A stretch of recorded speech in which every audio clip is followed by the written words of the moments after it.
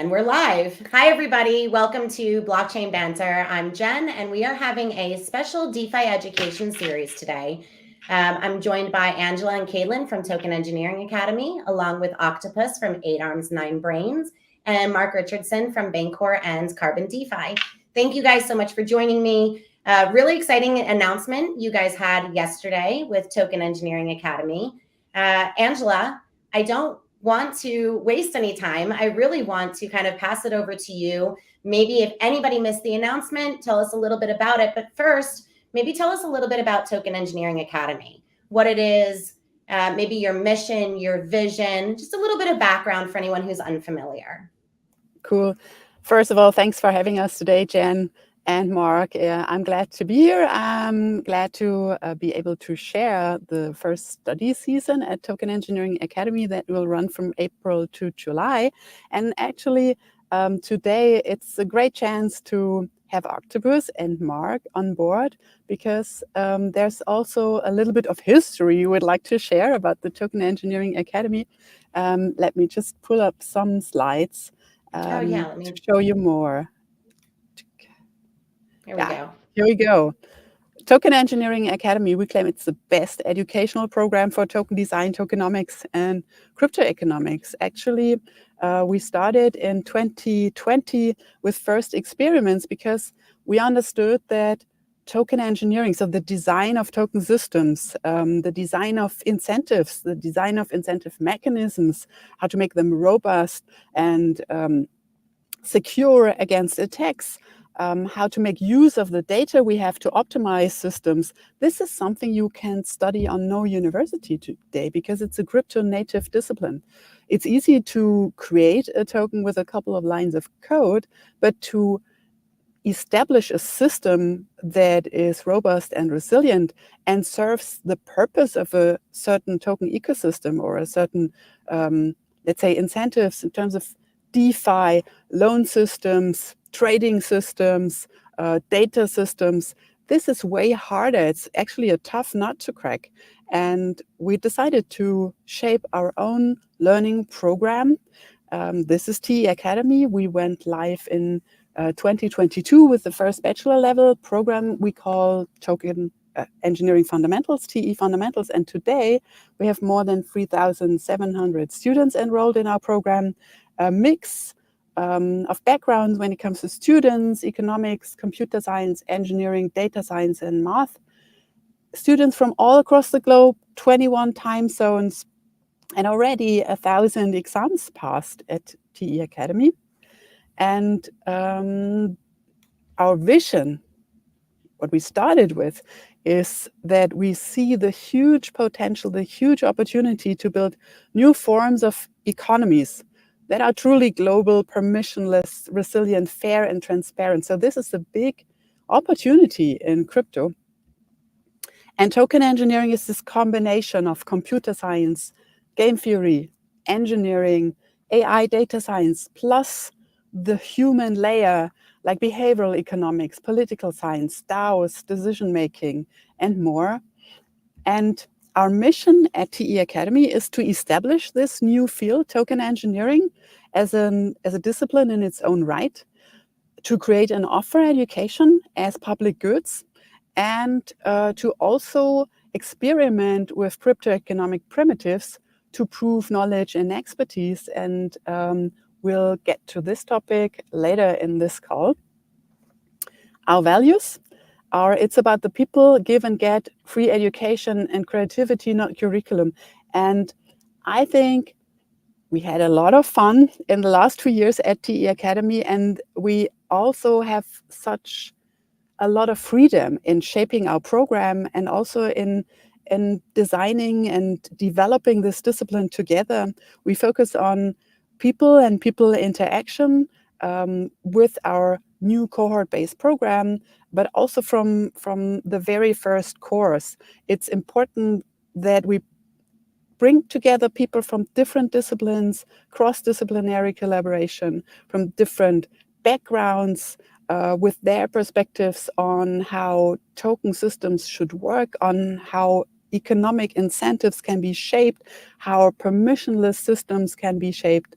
And that's why any single student matters a lot at the Token Engineering Academy, and we invest a lot in enabling and fostering networking between students and practitioners, researchers, between people from different study backgrounds and more. Give and get is also important. Knowledge and education is not a zero-sum game. Instead, we share knowledge, we grow knowledge, and this is an important aspect. Our courses are public goods, freely accessible without fees, online program to make our educational offerings available anywhere on the globe. Public goods, free education, and the last one, creativity, not curriculum. So we designed a new learning program that we call Study Season, and Octopus and Mark will be on board for this program. And the freedom to shape our own courses when it comes to content, but also when it comes to how we teach and who we teach. And enabling cross-disciplinary collaboration is super important to us. And actually, I think this enthusiasm and this passion for teaching is something we share, Mark, Octopus, me. And this was actually our starting point when we first met. I don't know, Octopus, if you want to add some thoughts here. I pause for a moment with my slides. Yeah, I was a tenured professor until 18 months ago, and I really enjoy being in the classroom. I haven't taught in a while. I'm excited to do it again. And one of the things I enjoyed about teaching was actually what I would learn from interacting with the students and the ideas that they would bring, even in something like calculus, where it's a well-established subject and I have lots of experience with it, people would push me to think of new perspectives.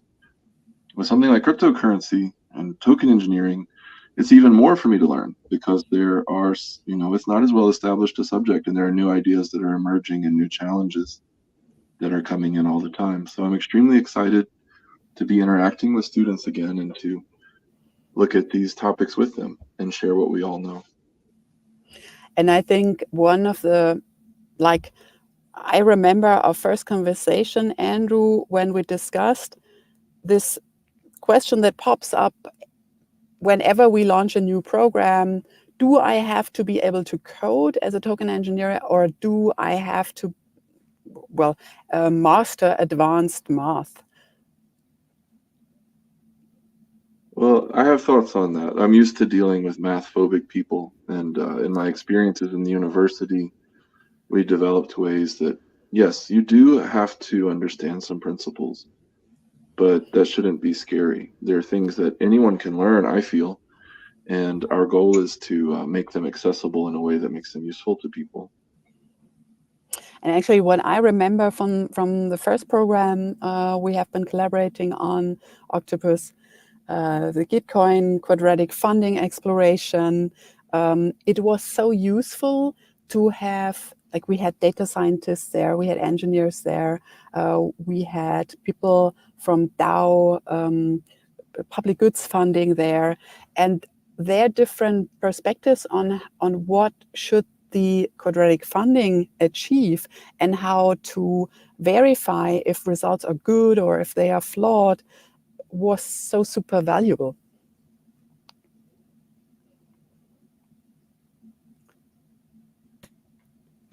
We're going to try to do more with numbers than just make them go up. Yeah, absolutely. I think this is a good starting point for you, Mark, right? Because I think, something around taking the right metrics into account, exploration of mechanisms we all feel we know and that are well known in DeFi, and then start questioning it or start exploring it was something that was very relevant from the very beginning, right?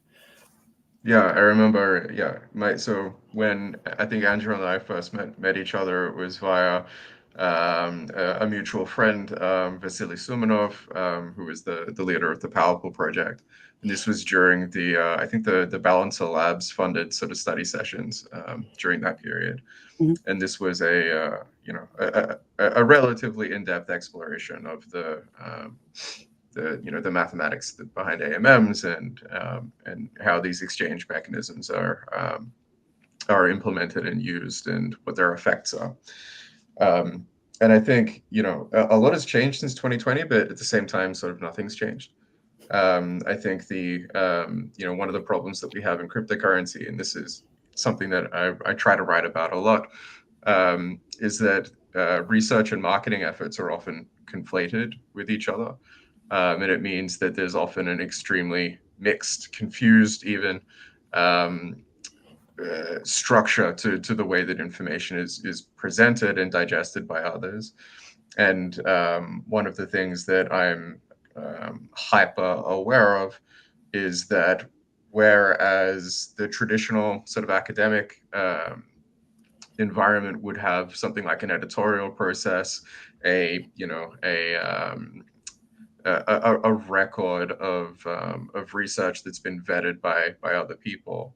In cryptocurrency, what you have instead is kind of a lot of self-published white papers and things like that, which is totally fine. Obviously, the white paper approach has been extremely important, but it does mean that there is it can be difficult to discern, credible works from hubris, if we can call it that. And so, yeah, the approach that I tried to take, as we did in 2020, and what I'm trying to double down on now, is to provide people with the, let's say, the necessary knowledge in order to be critical of new white papers on their own. One of the things that is, speaking a little to what Angela and Octopus have just mentioned, is that it does require you to understand things like calculus. And these can be, difficult subjects for some. I think even the name is terrifying, but they're not. It's not a difficult thing to do, and I think that for most, they may have had like a very particular experience in high school or maybe earlier in their undergraduate mathematical career where these concepts have been presented in a way that was maybe not, let's say, not engaging, but also made more difficult than it had to be. And I think that there has been a revolution, in the way that mathematics has been presented over the last few years, led by people like Grant Sanderson from 3 Blue 1 Brown and, Black Pen, Red Pen on YouTube and so on, where, it has been shown that, one, there is an enormous market appetite for highly sophisticated, advanced mathematical learning, and two, that these concepts actually are attainable by anyone, right, regardless of your background. A lot of people find it surprising that I actually don't have any formal mathematical training myself. I studied nothing but chemistry in my undergraduate and postgraduate career, and everything that I do today with these mathematical models is essentially self-taught.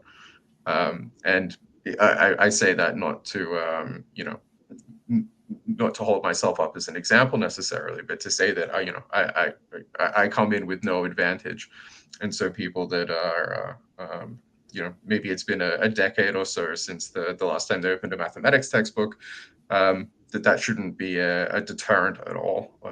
I think the only thing that's required is, one, good instruction, and that's where I'm trying to take my responsibility to token engineering as seriously as I can. Two, having good resources, and I'm spending a lot of time producing very in-depth content for the lecture series that I'll be presenting for token engineering. And then three, just the commitment and perseverance to see it through. So I'm very I'm very excited and committed to the goals of these study programs, and I'm looking forward to seeing our pupils get started on day one. Awesome. And this is a great introduction to the study season. Now it's here again. Okay. Yeah, this is our new program.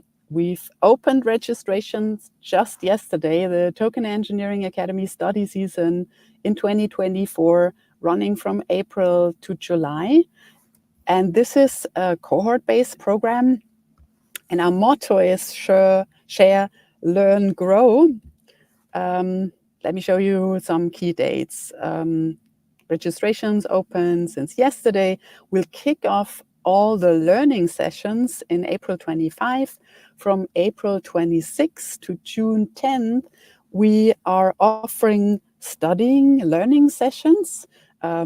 We offer and just putting together the studying program, expect 3 to 7 sessions per week.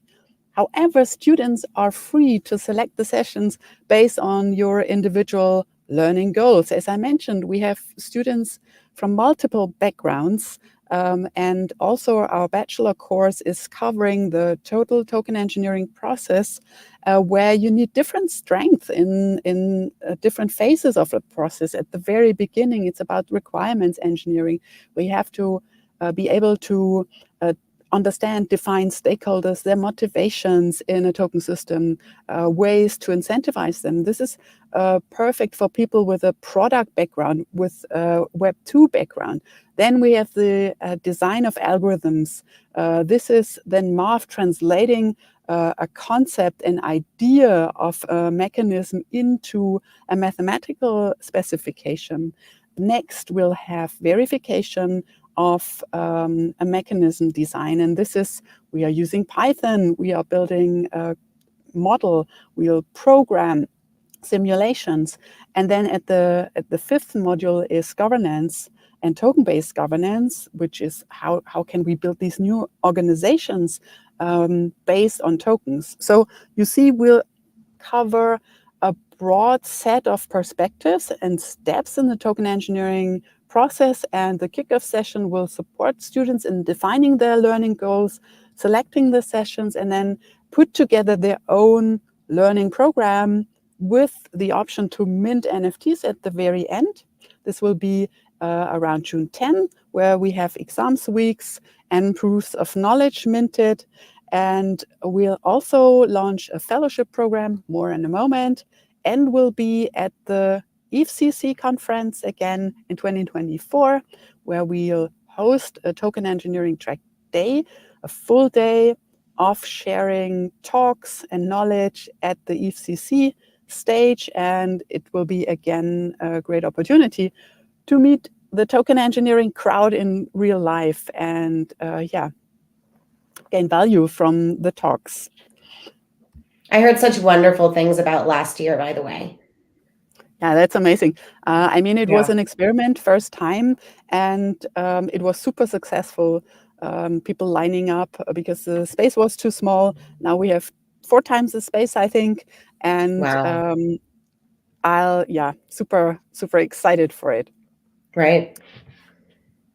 Okay, so number 1, learn. So open for anyone. You can register now. And tokenengineering.net, this is our webpage, and sign up. And from that, we'll prepare you and get you ready with materials shared. And then end of April, we start with learning sessions. The second part of the motto is share. So we've invited a number of really cool speakers to come with sessions. It's Sherman Fortengier. She just published a book about token design thinking framework to design token systems with case studies, and she'll run sessions and we'll explore case studies with Sherman. Then Trent McConaughey, founder of Ocean Protocol, will share more about Predictor and their latest token engineering update for Ocean Protocol. Super successful over the past couple of weeks. And he also, by the way, he first mentioned token engineering. So he was someone who was driving this discipline from the very first days. And it's also exciting to see the Ocean token journey, like from a founder first-hand experience. This will be the topic of Trend session.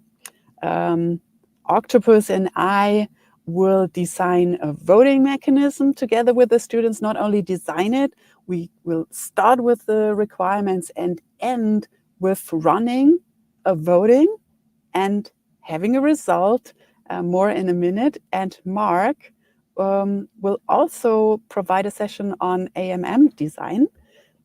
And I'll pause here again and hand over the mic to you. I'd say, Mark, to maybe share a little bit more about what you plan. Yeah, sure.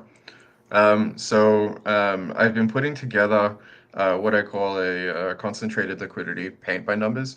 I'm not committed to this title right now. I'm still playing with it, but I still think that it does a good job of communicating what it's for.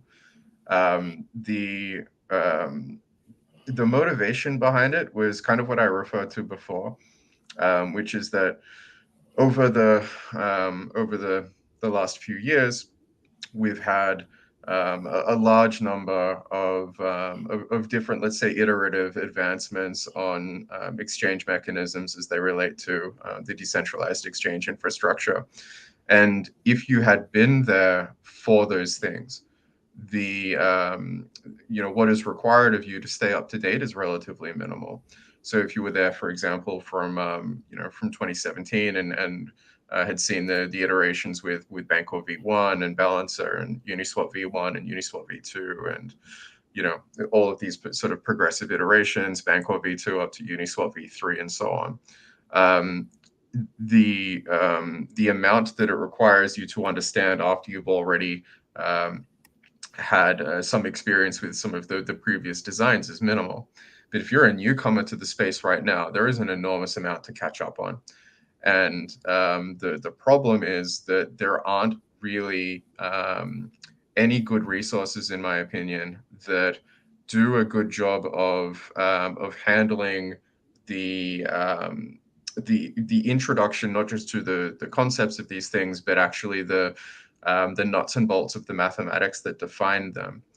Often what you will find is that, and I'm not critical of this, but in some of the best white papers, the skill of the author is often to write their concepts down in the most concise way possible.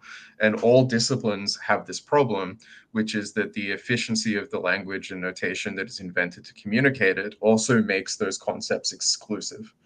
And if you are in cryptocurrency, it is worth acknowledging that the idea of the permissionless and trustless nature of the products that are built on top of it is contingent on the fact that the people who are interacting with those things understand what they are and how they work, right? It doesn't make any sense to say that this is a permissionless and trustless system if the people that are using it have to trust that the mathematics and implementation is sound and that they're unable to audit that for themselves.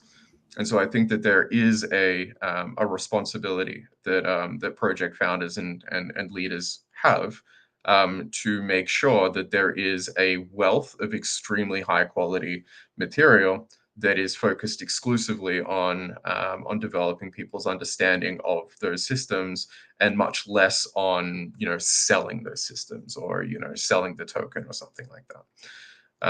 And so what I'm doing is to basically take the opposite approach to a white paper and really unpack every single step. So rather than say, and this is very common, someone will have they'll have an equation up and they'll say, and via this process we arrive at this equation. And even though an expert in the field would be totally comfortable with that kind of presentation or even prefer that presentation, people that are trying to investigate those things on their own might find it a bit of a leap to connect those two dots.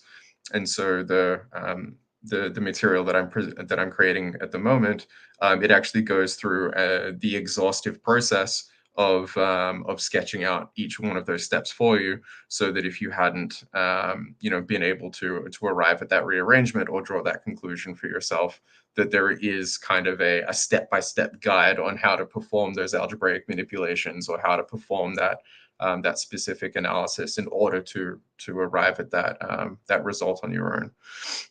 The other thing that I'm doing is pointing out the redundancy. And that, like, this isn't, I don't mean redundancy in a negative way. I just mean that there are many ways that that the concentrated liquidity paradigm can be expressed mathematically. And none of those ways are necessarily better than any other, but they are specific to the systems that they describe and are sort of inspired by, or at least speak to, the implementation decisions that are made at the smart contract level. So there is a lot of room for discussion here about why concentrated liquidity might look different in different contexts. Explore the algebra and calculus of arriving at very specific identities, and then discuss why reparametrizing or choice of certain variables makes sense in certain systems designs where it might actually challenge other systems designs. And I think that this is an extremely good place to begin when it comes to an audience like the one that I'm expecting at Token Engineering Academy, because I think a lot of developers just assume that there is one set of equations that should describe a concentrated liquidity system, and then kind of shoehorn in their own systems design around an equation that is badly suited to describe it, rather than beginning from a first principles approach, which is to let the mathematics describe the system that you are creating, and then use that reparametrized version or that refactored version of the math, rather than you sort of refactoring a code base that would do far better if the equations that you're using to describe it were sort of intrinsically linked to the way that the code is written or the way that the system is designed. So yeah, it will be long, right? This is not this isn't something that you can do in an afternoon. I've discussed it, and I think it's going to be something like 5 hours of lecture material, and the lectures will be dense, but there will be plenty of written documentation around it. I'm hoping for like a single long document that we can treat something like a textbook. And that will essentially form the curriculum and help to structure the lecture series as we go. So if you have often wondered, why the Uniswap V3 equation appears the way it does, whereas, for example, the Banter V2 or the Carbon DeFi concentrated liquidity equations appear completely different, but still represent the same mathematical object, and why that's so important in a smart contract and systems design perspective, then this is the talk that I think you've been waiting for. And even if you don't want to attend the lectures, I will make sure that all of the written material and probably even the lecture slides are available and distributed, so that you can catch up on it whenever you want to. But yeah, this is it's something that's very important to me. It's always been very important to me, and I think it's largely overdue. And so I'm really happy to have this opportunity to work with Token Engineering and bringing it to fruition. Yeah, and we are happy to have you on board too, Mark, because this is perfectly in line with what we envision in A, further developing the discipline, and B, further developing the total sector. Because as you mentioned, this is relevant for developers, for the implementation of a mechanism. This is relevant even for those who are discussing an update in a protocol. So this is also about informed decision-making in implementing new incentives, AMMs, in a protocol, and even for verification or risk management. This is another point. We had a lot of conversation going on over the past weeks on how to better shape risk management, how to equip people in DAOs, decision makers in DAOs with the right skills. And at the same time, there are questions about loyalty, service providers, skin in the game, as opposed to purely hire consultants to tell a DAO what decision to take. and also the risk involved. And finally, of course, this is relevant for any token investor to be able to see and understand what's proposed here, not only in terms of a wider scope and the great opportunity, but also when it comes down to the math of a certain algorithm. So I'm very glad to have this in our study season program, and also for the students to be able to mint a proof of knowledge at the end and prove their newly acquired knowledge, and make sure we grow the number of people with the right expertise in crypto. And this is only one series of sessions you can expect. So let's take a look at the slides again, because there's more. Part of the study season is that we'll have the first fellowship grant awarded to the best token engineering researcher or practitioner that not only is awarded for past work, but also for sharing his or her knowledge in the study season. So fellowship candidates will apply with the session proposal to share their knowledge with students. And as a student, you can expect to meet 3 to 5 fellowship candidates and can take part in their learning sessions.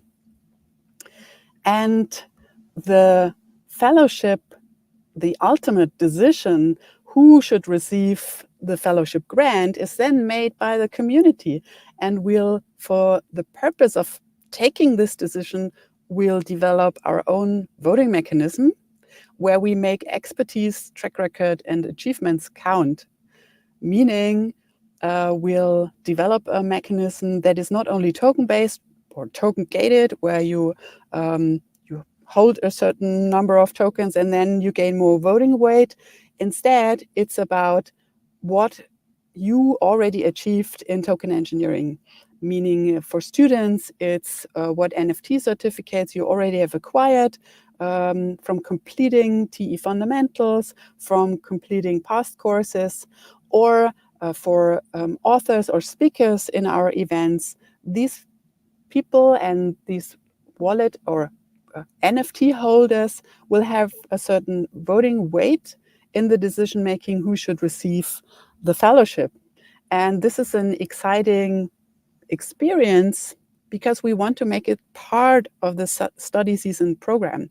So as a student, you can take the full journey from coming up, putting together the requirements, the specification for such a voting algorithm. We'll explore what we want to achieve, what we want to avoid, how we want to integrate the weight of a decision maker in the voting mechanism. Then we take the next step with designing the algorithm and then run simulations to make sure we have the best parameter setting, the best weights assignments, the best ways to avoid edge cases. And then we'll even implement this voting mechanism in the Optimism network and run the voting and have an outcome, and we'll have a hopefully very happy fellowship grant winner and can observe the results we have in a full A to Z process of designing a voting mechanism. So this is your chance to take part in this, enroll and register in the study season. And maybe Andrew Octopus, let's now talk a little bit more about this program, voting mechanism design. So of course, the motivation to run a program like that is that we clearly see an element missing in DAO decision making. I mean, we have one token, one vote. So the number of tokens you hold plays a role in the decision making. Then we have trust. So token holders can delegate their tokens to voters. But what's missing is that we have a signal how experienced, how knowledgeable is a certain decision maker in a certain field. This can be DeFi for DeFi risk management, or this can be token engineering expertise in our ecosystem, or this can be grants distribution and verifying promising projects for DAO retroactive funding and growing the number of successful projects in the ecosystem. So there are many ways to consider and evaluate and account for expertise in DAO decision making. And this was our starting point. And at the moment, I'm working with Octopus on the syllabus. And yeah, Octopus, would you like to share more about what we'll do here? Yes, I'm very excited about this. So I have training in math, but I'm mostly self-taught as a programmer and data scientist. And lots of times in token engineering, you're playing out of position and you're adapting to new skills on the fly. So I want these sessions to expose people to that idea, give some practice with hard skills in coding and visualization. But there are two soft skills that are very important in being a professional in this. And those are clear communication with clients. So we'll be talking not only about how you gather requirements, but also how can you convince or give information to a client so that they can make a decision effectively and they're not just trusting your expertise. And the second is exploring the space and being willing to think adversarially. So what are the edge cases where something could go wrong and how do you map those out? So my hope is that not only will we discuss the hard skills of like how to write a visualization in Python, but that we'll think about some of the things that are about relationships between experts and decision makers and how we can effectively communicate the expertise to the decision maker so that it's not really our expertise anymore, it's shared expertise. I think that's the goal.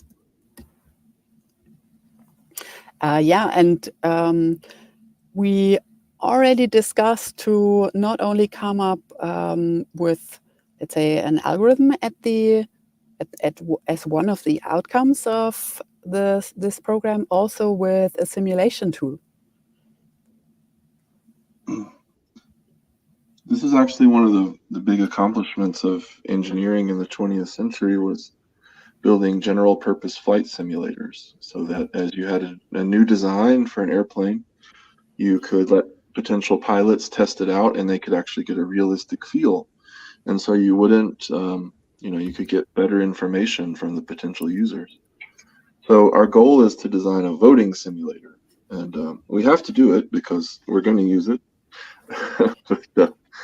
We're going to design a voting simulator where you can put in a voting mechanism of your choice and configurations of your choice, and you see what the final decision would be.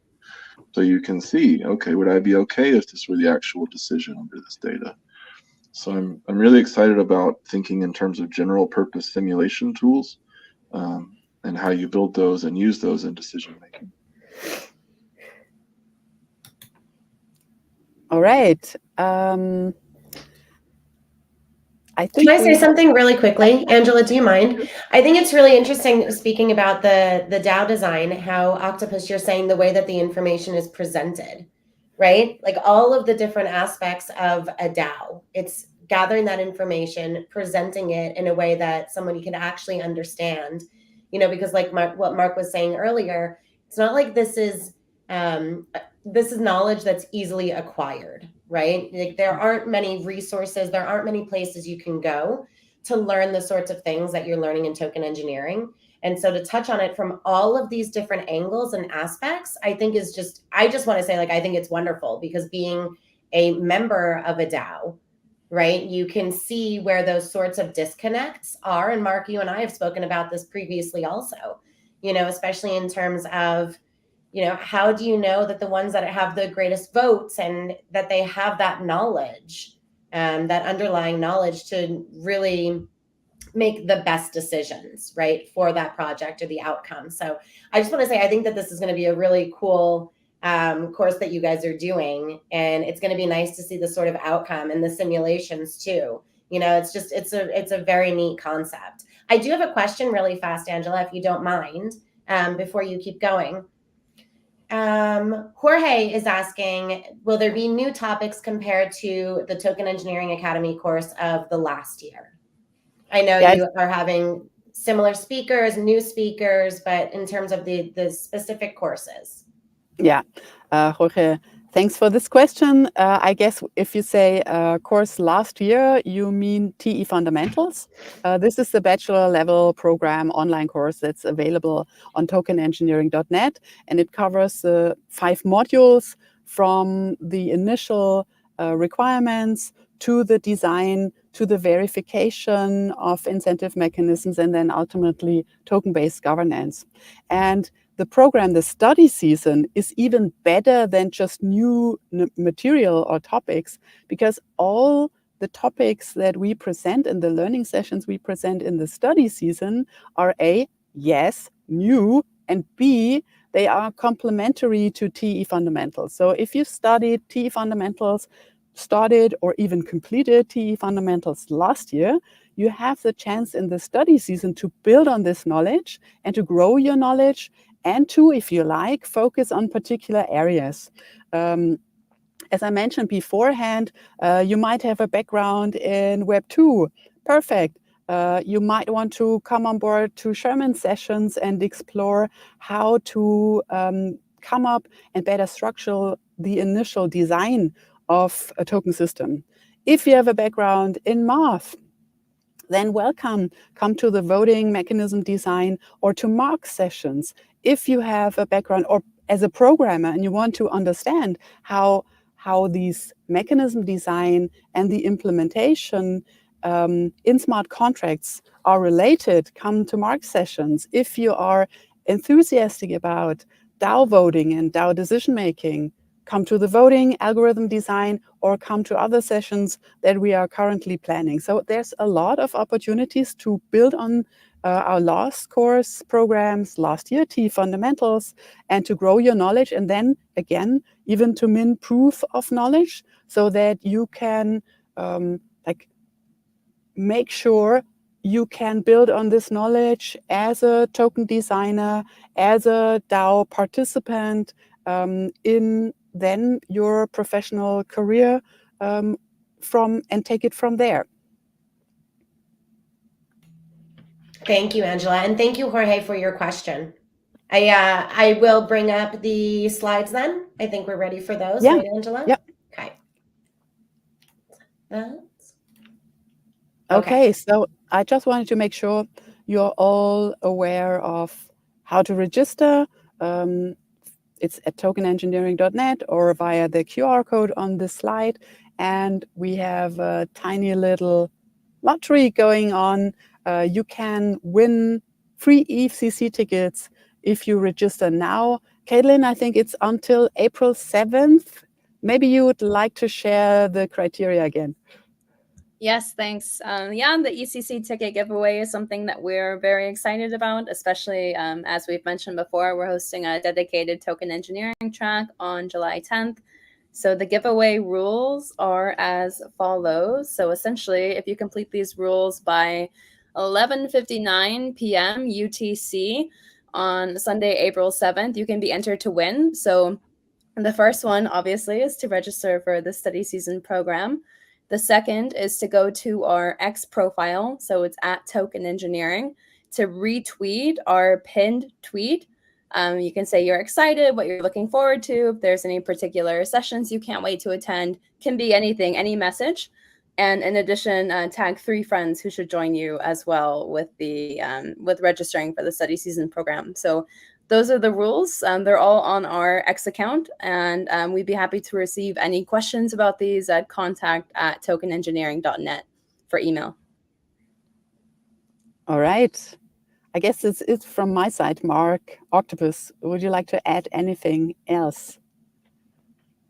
Yeah, I'd just like to echo what you said about people, and I think that the amazing opportunity here is about community building. It's not just about the facts and the curriculum, although I'm sure that will be amazing, but you're going to have an opportunity to actually interact with the the other learners, and it always feels like there's something special that happens when there is that sense of just the excitement and the energy of learning something together and being curious together. And I'm really excited to experience that again.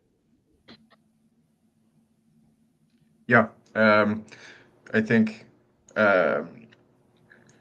if it goes anything like it did in 2020, I think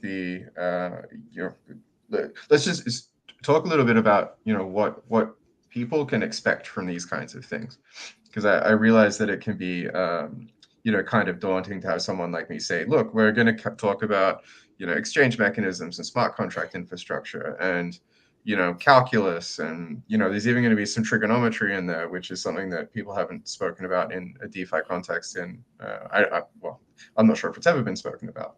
And those can all be like really terrifying concepts. And so I think it does beg the question, what is the appeal? And I think that Octopus has articulated it quite well. This is there's a camaraderie to this. Everyone that shows up to these things has such a diverse background.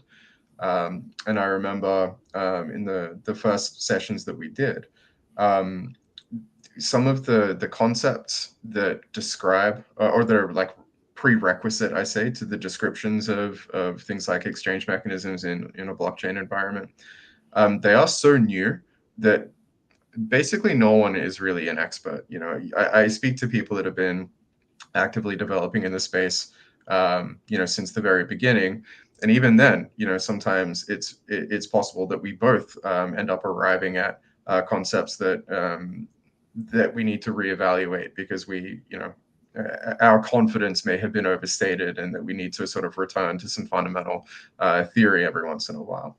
And so don't feel like, I don't want anyone to feel unqualified, I think is what I'm trying to drive at here, because in cryptocurrency, everyone is unqualified. It's a new discipline, and in token engineering, like, the whole idea behind it, the vision that Angela was speaking to at the beginning, is that there should be a way to qualify people. And so this is it. So if you do feel insecure or ill-equipped, or every time there's a new white paper that you find yourself intimidated by some of the things that it's speaking about or the way that they're presented, just know that this is the reason why programs like the one that we're talking about now exist. And so, it does require a little bit of personal responsibility, but all you really need to do is show up and pay attention. And it's a supportive environment. So there is no, I'll do my best to keep the assumed knowledge to a minimum. Obviously, just for efficiency's sake, there's always some level of assumed knowledge. But my office hours are 24/7. Ask anyone. If there's anything that we discuss, anything that is that represents a significant gap in your understanding, and that would be helpful to have addressed in order to process the lecture material better, I will make myself available for you. And we might even set up, refresher sessions and things around the token engineering lecture series to make it as beneficial as possible for anyone who attends. So just know that it's that kind of culture. It's about personal empowerment and making trying to demystify some of these things, and hopefully bring a new wave of critical thought to the space, which is something that we need to keep, rekindling over time. So yeah, I think that's all I wanted to say about it. Yeah, and I couldn't say it any better. These are kind of people you'll meet at the study season. Curiosity, the motivation to learn, the excitement to learn, to meet other people who are like-minded, who are motivated by the same goals. This is TE Academy, so I hope to see you all. Jen, thanks so much for having us today in this call. No, it's always a pleasure. It's always a pleasure. I do have a question for you. As far as the sessions that are going to be available, the best way we said was to go to the website and to go to Twitter, right?